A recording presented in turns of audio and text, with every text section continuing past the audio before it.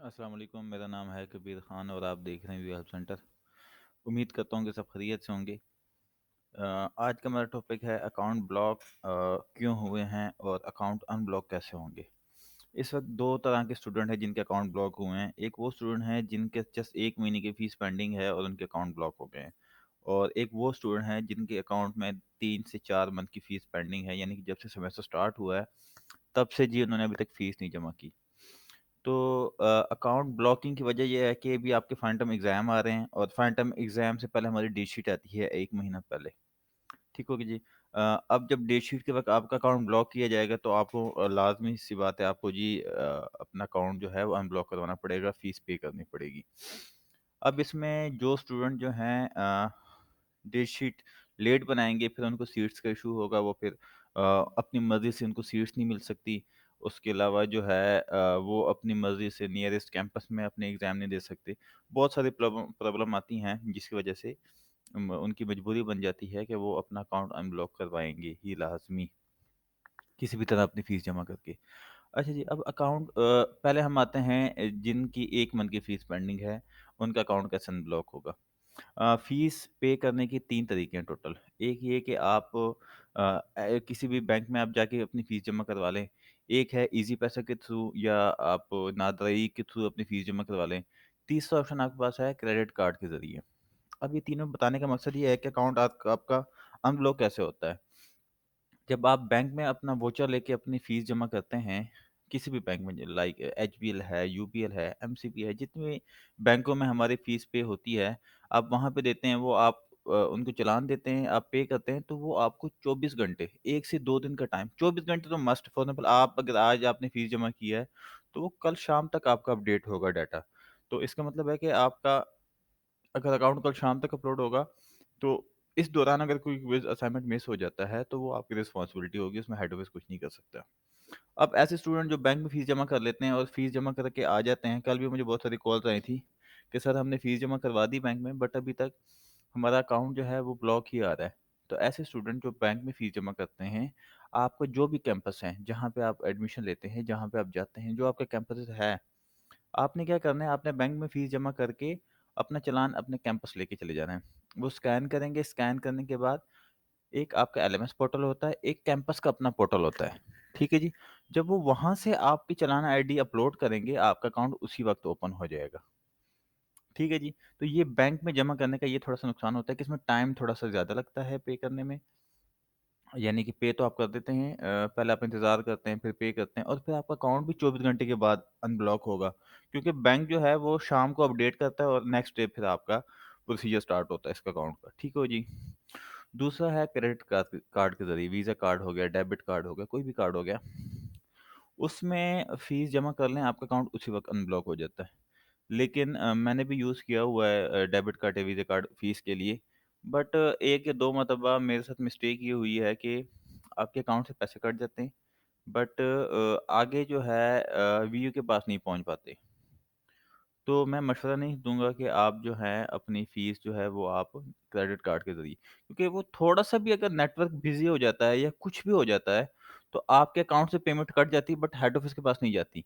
फिर उसमें आपको ईमेल करनी पड़ती है। सबसे पहले आप जो है अपने बैंक वाले को कॉल करते हैं, वो कहते हैं कि जी हमारी तरफ से आपकी अमाउंट कट गई है, वो ठीक भी कह रहे होते हैं बट हेड ऑफ़िस के पास नहीं पहुँचती।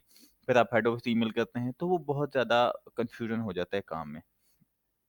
हाँ, बहरहाल जो बैंक में अगर कोई ऐसा केस है, अगर किसी के साथ हुआ है अभी, तो उसमें फिर ये है कि वो कंप्लेन कर दे अपने बैंक में कि जी हमने कन्फर्मेशन कर ली है, यूनिवर्सिटी के पास पैसे नहीं पहुँचे, काइंडली आप इसको रिवर्स कर दें। तो 28 डेज़, 4 वीक लगते हैं अमाउंट रिटर्न होने में, ठीक है?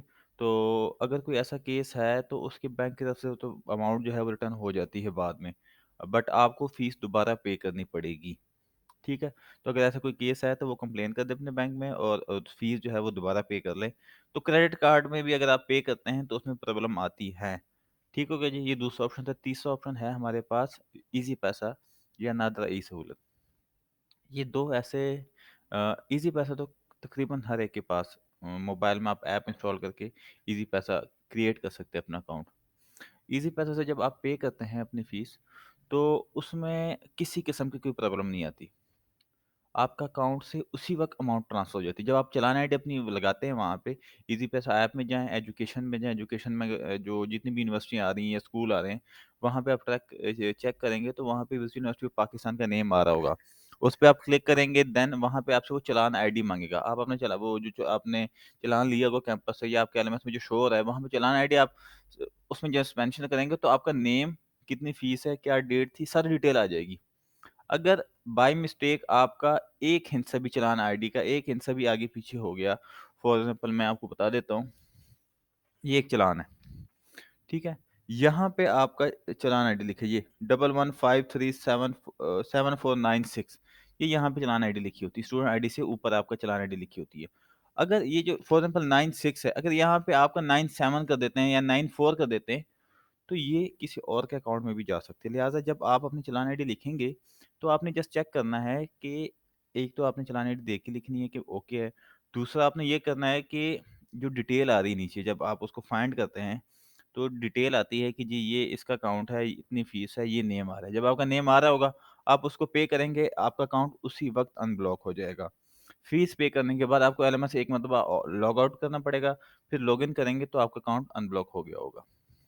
ये था जिनकी जस्ट 1 मंथ की फ़ीस पेंडिंग है, उनकी जो मसले-मसाइल आ रहे हैं, उसके बारे में मैंने डिटेल जो मुझे क्वेश्चन आ रहे हैं, वो मैंने आपको बतानी थी। सेकंड ऑप्शन है जी, जिनकी फ़ीस ज़्यादा है 3 महीने की है, 4 महीने की है, 2 मंथ की है और अगर कोई ऐसी सिचुएशन है कि वो इस वक़्त फ़ीस पे नहीं कर सकते इतनी ज़्यादा, तो उसके लिए फ़ैसिलिटी ये है कि आपका जो कैंपस है, जिस कैंपस में आपने एडमिशन लिया है, जहाँ पे आप पढ़ रहे हैं, अगर ऐसा कोई डिज़र्व स्टूडेंट है और वो फ़ीस की वज़ह से इस वक़्त परेशान है, तो उसको चाहिए कि वो अपने कैंपस के पास जाए, कैंपस में मैनेजर से मिले या फिर जो भी वहाँ पे सीनियर आपका अथॉरिटी है जो डील कर रहा है इस वक़्त स्टूडेंट को या स्टूडेंट काउंसलिंग कर रहा है, जो स्टूडेंट के साथ हेल्प करता है जो भी स्टडी वगैरह में।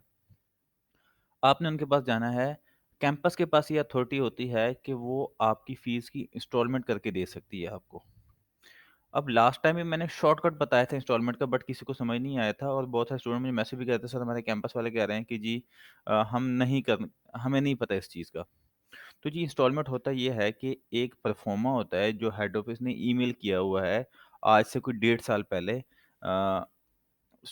कैंपस को कि जी ये परफॉर्मा है अगर कोई डिज़र्विंग स्टूडेंट है जो अफ़ोर्ड नहीं कर सकता या एक साथ इतनी फ़ीस नहीं दे सकता, तो आप उसको इंस्टॉलमेंट करके दे सकते हैं। उसका प्रोसीजर मैं थोड़ी-सी डिटेल में बता देता हूँ आपको ताकि अगर आप कैंपस जाएँ तो आपको पता होना चाहिए कि आपने क्या बात करनी है। फॉर एग्ज़ाम्पल आपका 10,000 अमाउंट आ रही है 3 मंथ की फ़ीस या 4 मंथ की फ़ीस। अकाउंट अनब्लॉक परफॉर्मा कहते हैं उसको, ठीक हो गया? जब वो अपनी मेल में चेक करेंगे अगर किसी को आइडिया नहीं भी है कैंपस वालों को तो आप उनको बोलिए कि अकाउंट अनब्लॉक का प्रोफार्मा है। आप जब वो ईमेल में लिखेंगे तो हेड ऑफिस की तरफ से एक प्रोफार्मा निकल आएगा, एक पेपर होगा। उस पे ये लिखा होगा कि जी मेरा नाम फॉर एग्ज़ाम्पल वो आपके पेरेंट्स भी वहाँ पे अप्लाई कर सकते हैं, आप खुद भी कर सकते हैं। उसमें होता ये है कि जी मेरा नाम ये है, मेरी आईडी ये है और मेरी टोटल इतनी फ़ीस आ रही है। मैं इस वक़्त इतनी फ़ीस जमा कर सकता हूँ। लिहाज़ा मेरा अकाउंट अनब्लॉक किया जाए और मुझे डेट उसमें मेंशन करनी पड़ती है कि कौन-सी डेट तक आपको टाइम दिया जाए। मुझे जी 10 दिन का टाइम दिया जाए, 1 महीने का टाइम दिया जाए, 1 महीने का टाइम दिया जाए, ताकि मैं अपनी स्टडी को कंटिन्यू कर सकूँ और मैं दोबारा जो है एग्ज़ाम वगैरह में बैठ सकूँ। तो काइंडली आपसे रिक्वेस्ट है कि मेरा अकाउंट अनब्लॉक कर दें। अब ये थोड़ा-सा डिटेल में ज़्यादा चला गया हूँ मैं, शायद कुछ स्टूडेंट को इसका समझ भी ना आए, बट अगर कोई ऐसा स्टूडेंट है डिज़र्विंग, अगर वो अ नहीं अफ़ोर्ड कर सकता, तो वो अपने कैंपस में जाके ये परफ़ॉर्मा फ़िल करके अगर कैंपस वाले चाहें तो उसका अकाउंट अनब्लॉक करवा सकते हैं। इसके अलावा अगर कोई स्टूडेंट है ऐसा डिज़र्विंग तो उसका कैंपस वाले उसकी हेल्प नहीं कर रहे, तो वहाँ जाके मेरी बात करवा दें। अगर उनको समझ नहीं आ रहा, तो मैं उनके साथ डायरेक्ट बात करके जो है वो वहाँ पे उनसे बात करके जी उनको समझा दूँगा कि प्रोसीजर क्या होता है। वैसे नॉर्मली तो तमाम कैंपस वालों को पता होता है कि जी अकाउंट कैसे अनब्लॉक करवाना है, इंस्टॉलमेंट कैसे करवानी है। बहरहाल उनसे आप रिक्वेस्ट कीजिएगा कि जी हमारा अकाउंट अनब्लॉक कर लें। जिनकी फ़ीस ज़्यादा आ रही है उनके पास यही ऑप्शन है, इसके अलावा कोई ऑप्शन नहीं है। इंशाल्लाह नेक्स्ट वीक के एंड में आपकी डेट शीट आने वाली है, नहीं तो अ, फ़ेब की फर्स्ट वीक में तो आपकी लाज़मी डेट शीट आएगी। लिहाजा अच्छे से तैयारी कीजिएगा। इसके अलावा कोई प्रॉब्लम आती है, कोई इशू है, तो आप मुझसे कांटेक्ट कर सकते हैं। इंस्टाग्राम आईडी जो है मेरी डिस्क्रिप्शन में दी हुई होती है हर बार। इसके अलावा मेरा जो मोबाइल नंबर है कैंपस का, वो भी मेरे चैनल पे दिया हो गया है, आप वहाँ पे भी रब्ता कर सकते हैं। तो अपना बहुत सारा ख्याल रखिएगा, दुआओं में याद रखिएगा। इंशाल्लाह नेक्स्ट टॉपिक के साथ बहुत जल्द वापस आऊँगा। बहुत शुक्रिया जी। अल्लाह हाफिज़। अस्सलाम वालेकुम।